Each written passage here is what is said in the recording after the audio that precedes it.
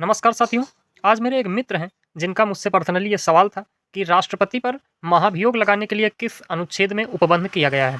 तो साथियों, मैंने उनको क्लैरिफाई किया और यहाँ से करना चाहता हूँ स्पष्ट रूप से कि राष्ट्रपति पर महाभियोग लगाने की प्रक्रिया जो है वो आर्टिकल 61 में दी है और ज़्यादातर लोग यही पढ़ लेते हैं बेसिकली कि 61 में ही राष्ट्रपति पर महाभियोग लगाने संबंधी प्रावधान किए गए हैं।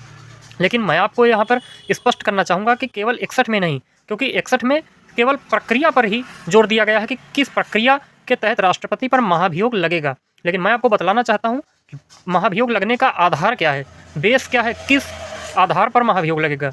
साथियों, इस बात की जो गूढ़ता है, जो निजता है, ये आर्टिकल 56 में दी गई है, जहाँ पर प्रेसिडेंट का टेन्योर बताया गया है 5 साल। वहीं पर यहाँ उपबंध है कि जब राष्ट्रपति संविधान का उल्लंघन करता है, यानी उस राष्ट्रपति किस बात की शपथ लेता है, शपथ ये लेता है कि संविधान की रक्षा और लोगों के कल्याण की, यानी प्रोटेक्ट ऑफ कॉन्स्टिट्यूशन एंड आपका लोगों के कल्याण यानी वेलफेयर ऑफ द पीपल। लेकिन अगर इस बात का उल्लंघन करता है कहीं पर, इस आधार पर राष्ट्रपति के ऊपर महाभियोग लगाने का प्रस्ताव सदन में पेश किया जा सकता है।